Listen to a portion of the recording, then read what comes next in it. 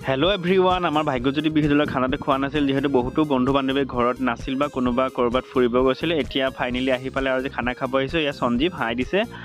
বাকী আমাৰ এইফালে জুই ধৰা আৰম্ভ হৈ গ'ল। জুই ধৰাৰ লগে লগে আমি ভাত বহাবৰ কাৰণে এয়া ভাতৰ পানী গৰম কৰিবলৈ আৰম্ভ কৰিলোঁ আৰু লগে লগে কোনোবাই মাংস দিবৰ কাৰণে মছলা খুন্দি আছে। তাৰপিছত আমি মাংস এইফালে বহাই দিলোঁ।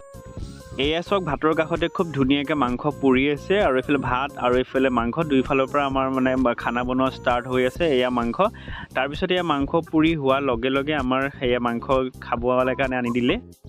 আমি সকলোৱে মাংস খালোঁ। তাৰপিছত এয়া সকলো ছোৱালী মিলি একেলগে চব্জি কাটি আছে আৰু এইফালে আমাৰ অন্য ফালে এয়া দেখা পাইছে আপোনালোকে মাছ ফ্ৰাই কৰি আছে। তাৰপিছত মাছ ফ্ৰাই কৰি হোৱাৰ লগে লগে সকলো আহিলে আৰু আমি একেলগে এনজয় কৰিলোঁ, একেলগে নাচিলোঁ।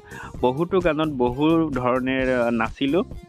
আমি নাচি থাকোঁতে যিহেতু সময় ৰাতিপুৱাই 12 বাজিব অৱস্থা হৈছিল, ভাবিলোঁ সৰু সৰু ল'ৰা ছোৱালীখিনি আমাৰ লগত আছিল, সিহঁতক ভাতখিনি খুৱাই লওঁ।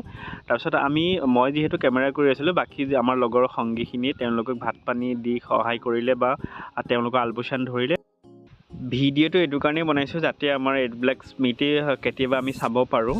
তো সকলোৱে ভাত পানী খাই শেষ কৰাৰ পিছত সকলোকে আমি ঘৰত গৈ থৈ আহিলোঁ আৰু আমিও ভাত পানী খাই ঘৰমুৱা হ'লোঁ। ভিডিঅ'টো ইমান শেষলৈকে চাই থকাৰ কাৰণে ধন্যবাদ।